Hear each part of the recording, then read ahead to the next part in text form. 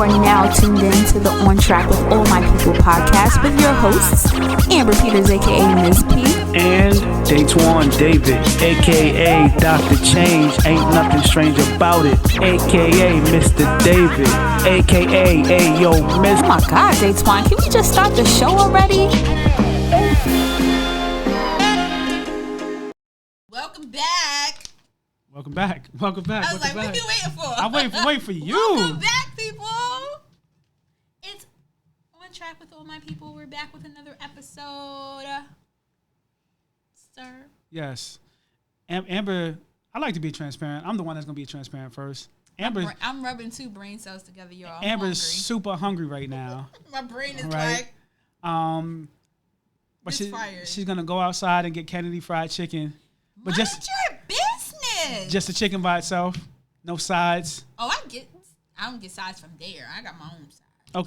Okay. So, you're gonna bear with us for this episode because this is an important one. We behind the scenes we're kind of talking about this topic, and we want to be able to kind of look at what is the best way to have our platform support like working professionals, and in terms of like just the theories, the practices that we have. What would you say is like hopefully the goal of our podcast? I mean, the goal is to share space with our people, right?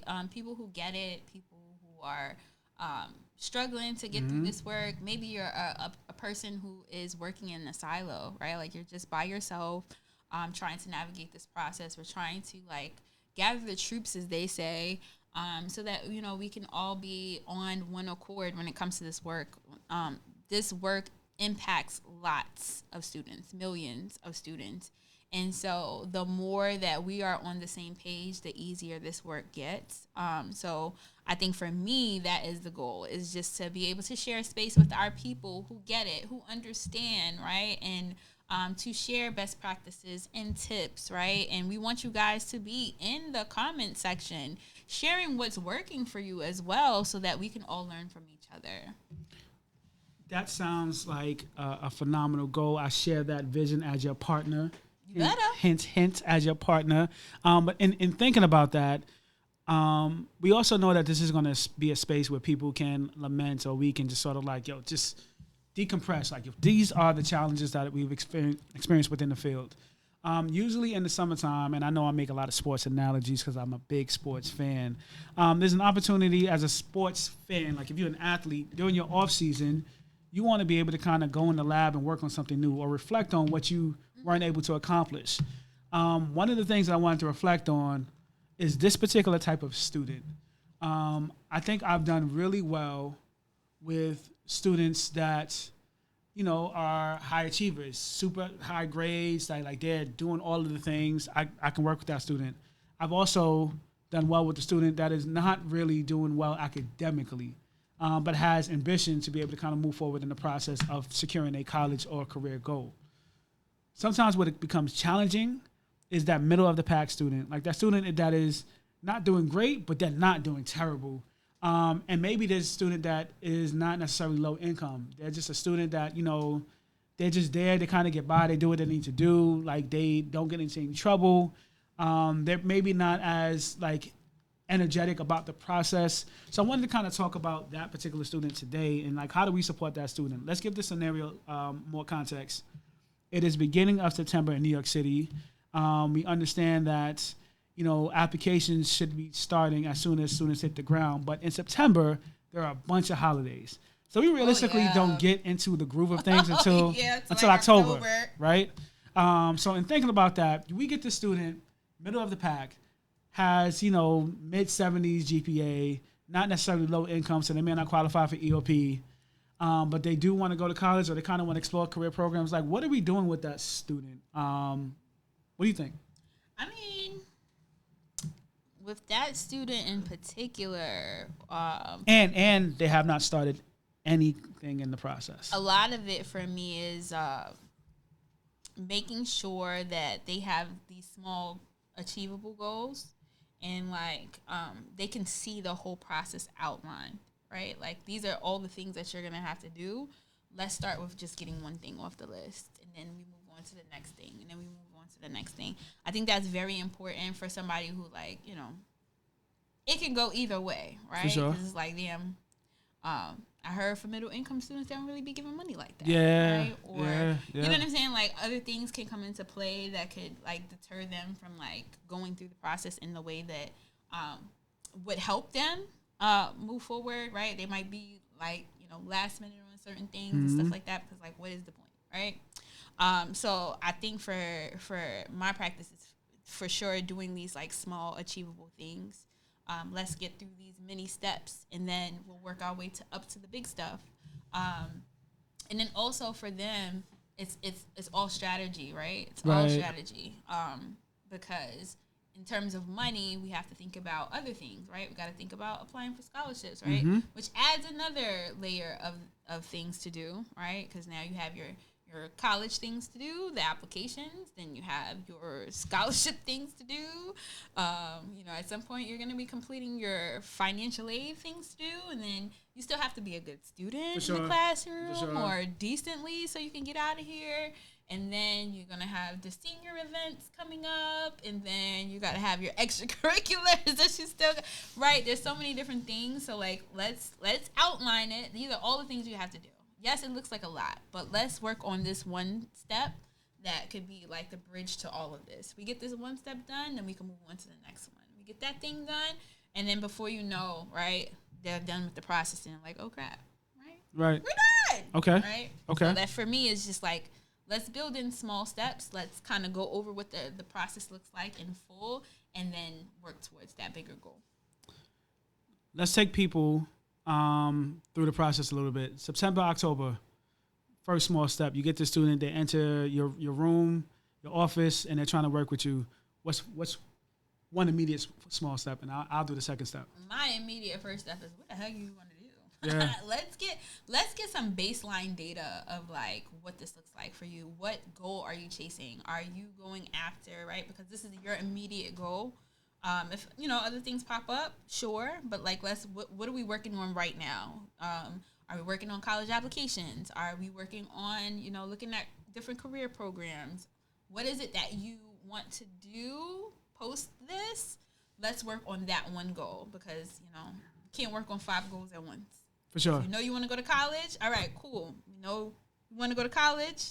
Here's the next step.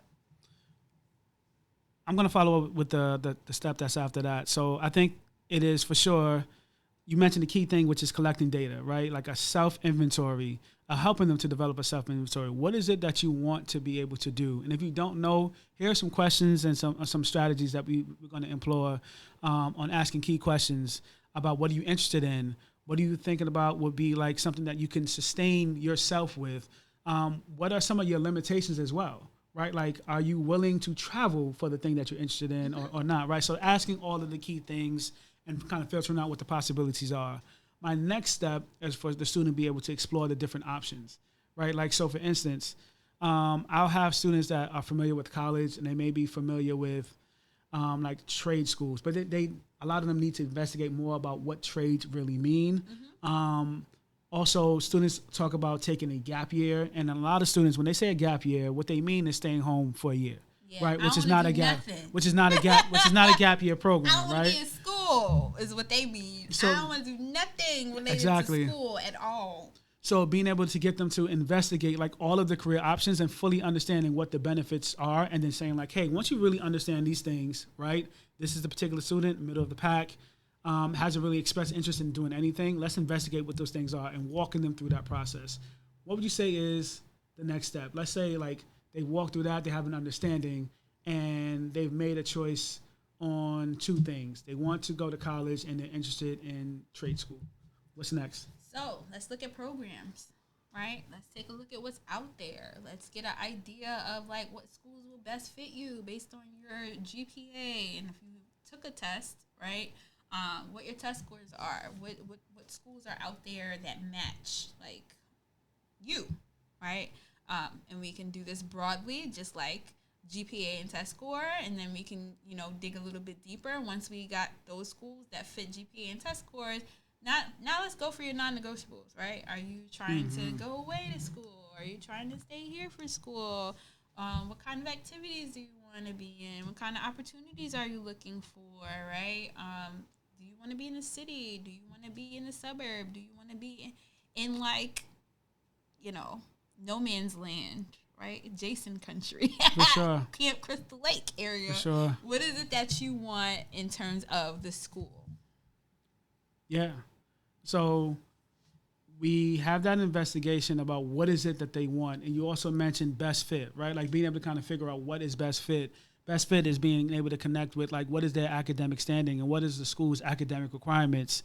Being able to kind of understand like what are the cultural aspects of what they're about to pursue that they want to be a part of the experience. That's a key question that I ask is what is the experience that you are looking for beyond just what is the institution that you want to go to or the program that you want to be a part of, right? The experience is different, right? The experience is saying you're going to go to class. What are you doing outside of class, right? I often tell people that you're doing college wrong if all you do is to go to school and just go to class, right? I think you're doing it wrong.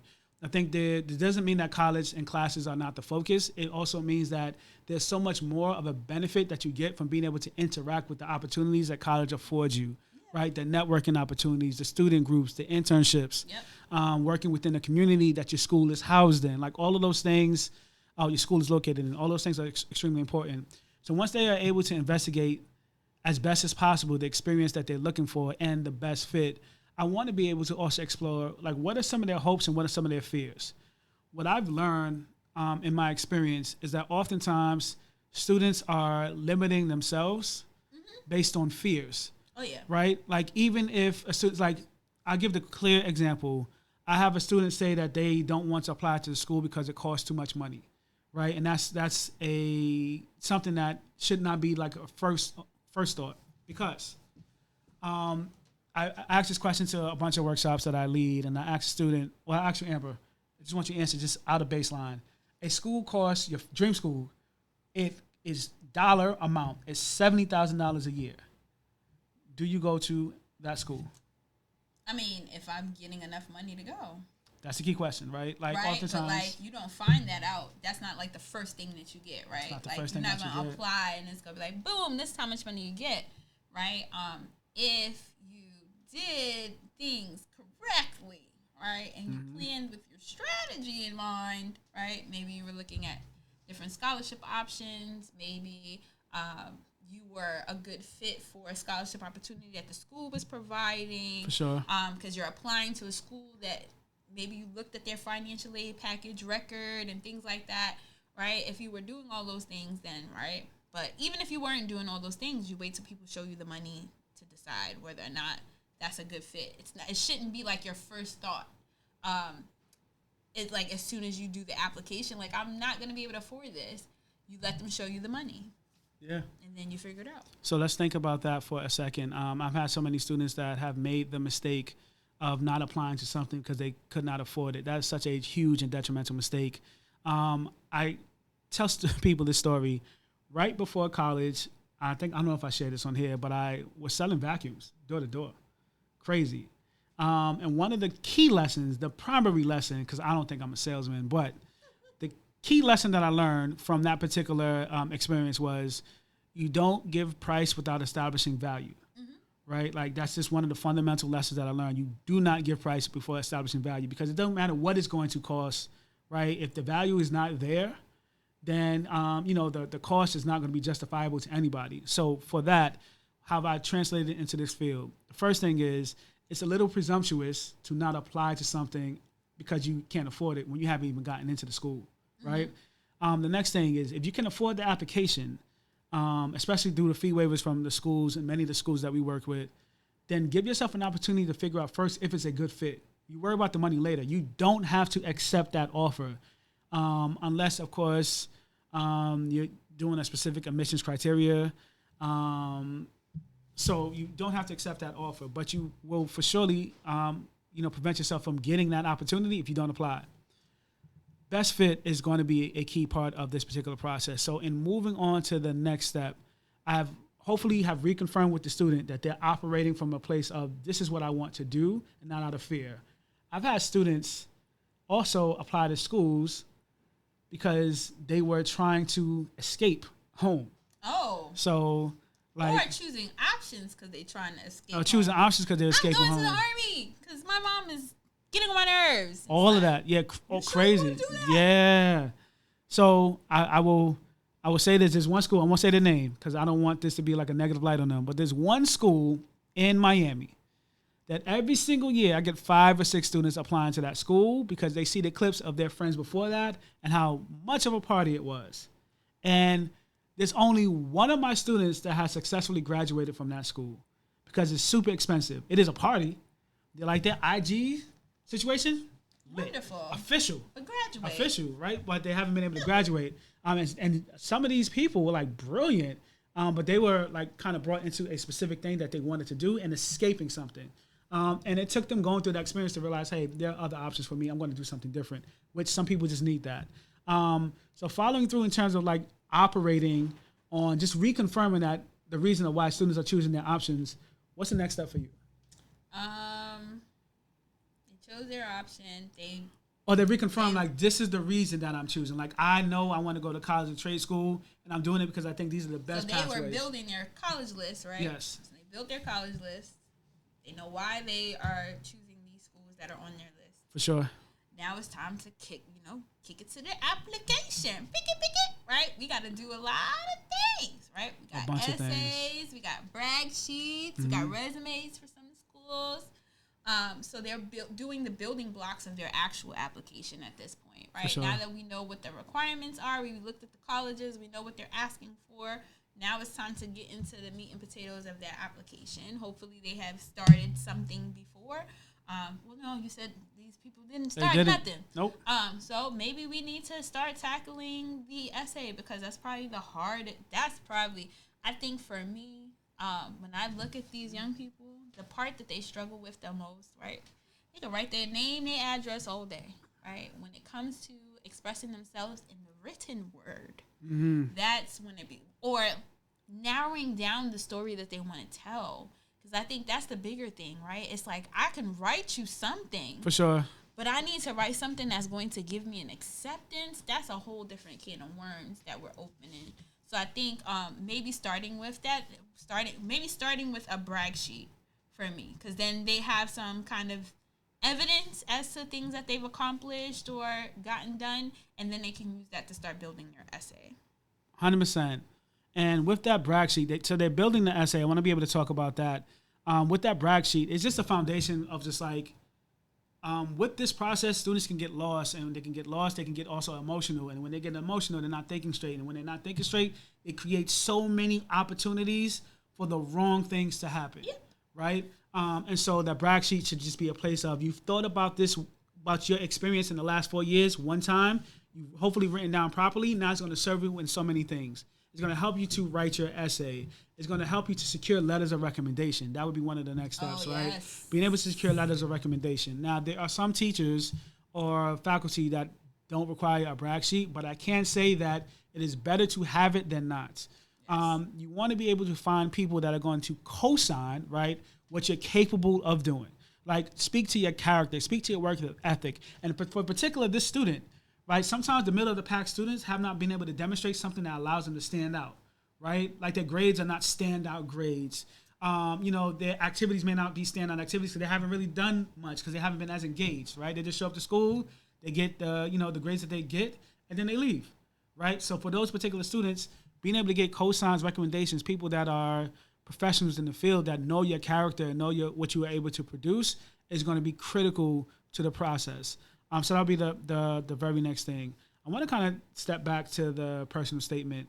I think we are going to, and we should, we're supposed to be hopefully inviting your partner that's doing the personal statements. Oh, shout out to Drea. Drea, yes. The poetic black girl. Poetic black girl, yes. And I would love to hear that story of her first time going into, that school and how she showed up and how she had to kind of possibly remix. But in thinking about that, there's so much work and challenges with the personal statement because oftentimes when students are writing their personal statement or writing anything, it is done as a homework assignment, right? And it's done with the intention of finishing, not delivering a quality product. Mm-hmm. In one of the previous episodes, I talked about, like the impact that hip hop has had on me. Like, I think about certain things in these particular ways. I want young people to treat their personal statements like a debut album. Like, you're going to be producing this, and people are going to read it. It needs to be authentic and also unique to you, right? Like, you need to be able to pour into it so that you're like, I am proud of this piece of work. And many times, students' first iteration, they're not proud of it. There's another side to that as well. Sometimes the end product they're not proud of either. Yeah. A lot of times it's a stress and duress thing, right? Stress and duress, for sure. It's this thing that stressed me out for a month and a half that it's edited, it sounds halfway decent, I'm sending it in. But it's not something that they probably felt, captured them in the way that they wanted to be captured, but it was just like, listen, I have other things to do, and if I don't finish this, I'm not going to college anyway. So a lot of times it's this stressful thing. It's not, you're not going to get quality from stress. For sure. Right? Like, for some people, yes, it could, right? Sometimes that pressure can make a diamond. But for some people, it's just like, listen, I'm done. And I had a lot of students like that last year. They was like, I'm finished. Right. Make that make sense. Because that's that. That's what you get what you get, and don't get upset. So ideally, we would want students to have this essay, like personal statement, complete before senior year. But a lot of times that is not the case. The other thing that I want to speak to that really quickly, and we'll talk about this in more detail later on, is that sometimes us working in the field, we're giving students insight on an experience that they're writing about that could be super traumatic, and we possibly are like, when we kind of use the red pen and like get at it's triggering, right? So we need to sometimes just have a little bit more patience with students in this process, while also trying to like manage the time. Right, there's deadlines to these, right? Deadlines. And there's a bunch of students. The hardest part is like, we need to plan for what comes up. For sure. But at the same time, it's like, this thing is due 2 months, 3 months, sometimes 4, right? And, if you haven't written anything, and then also the things that you're writing are triggering you in a very negative way, we also have to, like, give grace between that and, find a way to, like, help them work through those things as we're going along with this process that also has a very time-sensitive component to it. 100%. So next thing I think is going to be extremely important. We're getting through the application. We got the components. We got the application. We got the personal statement. We got everything we're submitting. We'll hopefully have a tracking system so the student is able to manage when deadlines and things are happening. I think because there's so many other steps after that, I think it's important for us, as this is where the practitioner comes in, to celebrate moments throughout the process. Yes. Right? So usually in sometime in November, December, there is a celebration that when I'm working with schools, I'm like, hey, let's celebrate them with those that have completed these particular tasks so that they understand that it is a sense of accomplishment. Because for many students, like that 3 months felt like 3 years for them, and just being able to get to that point. Yes. So following that, we got to get to students we submit. We do financial aid as well. It is also going to be important for students. They're going to start to like get their, they're going to be getting their like acceptances or rejections, right? And we need to help them to process what all of that means. So it's an evaluation at that point in time. After they have evaluated the options, what's next? How do we help them to make a decision? I mean, with decision making, it is all the things, right? The research, let's go back to the school and see how we feel. Do we get the warm and fuzzies like we did the first time we saw it? Right? If the family is involved, like, how do you feel? Is it too far? Is it, just right? Make sure that you tour the schools as well. Yes, the tours is the best part. I tell people all the time, how do you know that you like something that you never seen? For sure. Right? Like, you can look at things from a picture, but it's like, it's similar to like planning a vacation, right? Mm-hmm. You plan a vacation, all the pictures look dope, and then you show up to the spot and it's dilapidated, right? Mm-hmm. Oh, remember that episode of Martin? They thought they was going to paradise. It was going to be wonderful from the pictures, and then they got there and it was all run down. Similar process. So like, the one thing that I saw last year that I thought was really positive especially when it comes to the SUNY schools in particular, a lot of the SUNY schools were giving like bus rides to students. Yeah, so like, fire. Which I thought was really great because I know a lot of students is like, I don't have nobody to take me up there or whatever. They had sponsored bus rides where the kid can literally meet at the Global Center and then go to whatever school it was and be able to see it with their own two eyes versus like seeing pictures and things like that. Sometimes, you seeing pictures from stuff that wasn't updated. That stuff was 3 years ago, but the room you got now don't look like that. Yeah, and it's the same thing with like going on to sometimes the school's websites. Some of the information is not updated. So you may think that you're going for this particular major, and that major is not even there anymore. It's not even there anymore. So you got to do thorough investigation. Do your investigation. So like we have to. That's part of us teaching young people, right? Is like that these things are important, that they are helpful to making a good decision, especially if it's going to be someplace where you're going to spend 4, 5, sometimes 6 for some kids. For sure. Right? Sometimes 6 years for some kids. We need to really have them to understand how to make a good evaluation, right? How to make their own reviews of things when it comes to college and other things. Yeah, so we got them to evaluate, of course, getting them to look at best fit once again and say, like, is this the best choice? They need to review packages and fully understand, like, what the packages mean. This is where the money really plays a pivotal role. And choose the package that is the best for them with a thorough understanding. Not just, hey, I received $36,000 in financial aid. I need you to break that down. Where's the money coming from? Like, what are the line items? What are loans? What is work study? What are the grants? What are the scholarships? All of those things play a role. And then also in looking at that, is this aid that is going to be repeated after every single year? Like some of the scholarship students get first year will not be repeated in the following years, depending on like where the scholarship is coming from. So they have made that. I think the very next thing that happens, they made the decision at this point in time. They said, I'm going to choose this particular pathway.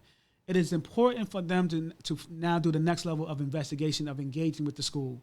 Like engaging with the school community, going to the school social media websites, checking in with the student population, and then being able to figure out how can they create the resource and the network and the support that they need on campus before they even arrive. Like what are the student groups they want to be connected to? What are the people and who are the people that they need to be connected to in case of, in case of anything happening? What do you think is the final step at that point in time? Like they have made the decision. They have created their support plan, transition plan. What do you think is like the last step that they should consider? Creating, doing their paperwork, sitting down with their counselor. You know the things. You guys know the things. Registering right? for classes. Registering for classes, right. The whole bit. And then sitting they behind down for class. Paying for the classes. Because you know how many students miss that part? Yeah, for sure. It's what day is it? It is the 22nd. Right, I've seen people up to last week. They ain't even register. They haven't sat down with no advisor. They ain't got no classes on the docket. They have no plan to pay. Right, so all those things are the things that come next. And classes will be dropped. The last thing I wanted to say, because it becomes a pain point every single year, every single month. I spend too much of a percentage of my life dealing with this particular issue. I'm going to call students liars to their face if they tell me, Mister, I'm going to remember my password. Please stop. Please stop. You know what I did? I started creating an assignment in Google Classroom. It is an assignment now. Your password keeper. And I don't want to hear nothing. I got it in my phone. Whatever. Put it in here. Valid. I need to be able to see it. So when you sit there and tell me you don't remember, I could be like, go back to your Google Classroom. Yep. Because we wrote it there. Because it's astounding how from 2 seconds ago, it's the same password I use for everything. It's not. Yep. I gotta changing. Gotta flip it 500 times before we can sit down. Or every time we sit down, it gotta be a different password every time because you keep forgetting. So yeah, like that's my best practice. Like set it up as an assignment, share it with them, let them know that it's protected. Everybody can't see it. It's just me. But just in case you get locked out of something, it'll be there for me to be able to support you. Yeah. I want to wrap up with one thought. On one of our previous episodes for season 3, we talked about helping students to match their thoughts with wisdom. And the other aspect that was part of that episode was talking about helping students to be able to like conceptualize and understand and to just be prepared for the environment that they live in. And I think that is an important thing that us as practitioners need to do, especially because some of the things that we've done or, used to do are like super outdated, right? Oh, Even yeah. some of the things that are opportunities for young people. There is a major right now. I had a student 2 years ago. He actually got into the school 2 years ago. He was telling me what he wanted to do. He wanted to be just connected with video games. And I was like, I've had students that wanted to do video games and what they wanted to major in computer science, etc. But he was like, nah, mister, this esports major. I was like, what? He's like, esports major. And I was like, what are you talking about? So I happened to go to a fair, found a school that was, in Pennsylvania. And there's one in Pennsylvania, and I think they have like a club in CSI, College of Staten Island. And he wound up getting into that school. He was a middle of the pack student.